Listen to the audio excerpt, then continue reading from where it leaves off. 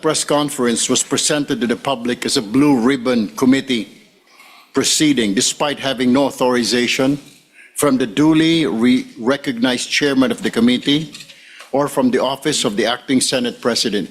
Simply put, it was not a legitimate blue ribbon committee hearing.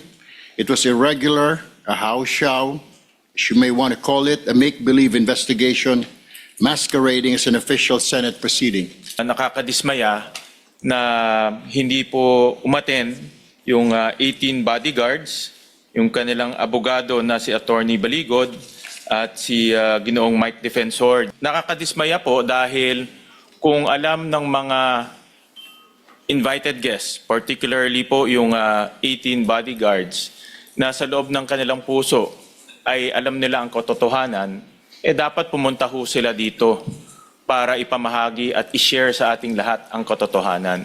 Hindi ho pwedeng pumili kung saan sila pupunta at magsalita. Hindi ho pwedeng pumili kung sino ang kakausapin ho nila, kung kakampi man o hindi. Dahil kung alam mo na sa puso mo ang katotohanan, kahit saan ka pumunta, katotohanan dapat mong sabihin. For people to believe their allegations, it must come from a credible and reliable source. And so, the people using them portray them as heroes. Sabi nga ng isa sa mga senador na dumalo nung araw na yon, bayani daw po sila. Pero nakakaya naman po sila sa iba nating mga bayani.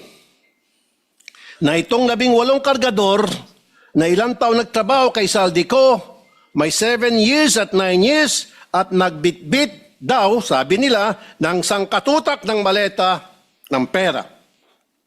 At bigla na lang tinubuan ng konsensya at ngayon ay naninira ng buhay ng mga inosenteng tao, ay tatawagin nating bayani.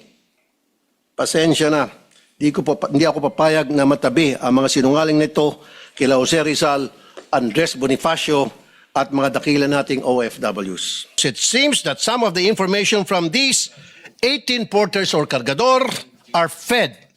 They have a hard time telling their story on their own. Kung papanoorin mo ang live selling nila noong Huwebes, hirap silang ikwento ang kanilang naratibo. The presiding officers of that conference were coaching and leading the resourceful persons. Pag medyo nagkakamali, siyempre, inaayos ng mga presiding officers ang testimonya. Minsan si Attorney Baligod na, hindi naman involved sa pagbitbit ng maleta, ay siyang tumitistigo. Hindi naman kami discourage ni Senator Alan. Ang sinabi lang niya, kasi tinanong ko, ano naman yan na SP? Nag-hearing lang tayo ng Huwebes. Tapos papatawag niyo ulit kami sa Monday, nakauwi na yung iba. Kaya ang sabi niya, wala naman kami inilabas na imbitasyon. Yung intramurals, we're out of it. We're out of the intramurals. So yung pagdating po ng 18, handa sila sa cross-examination ng mga senador? Ang ayaw ko lang yung mag-preside si Erwin Tulfo as chair. Because that is legally anomalous. Yung contempt powers ang nakakatakot dyan. And yung powers to cite someone in contempt should be judiciously exercised. So yun po ang mga agam-agam namin.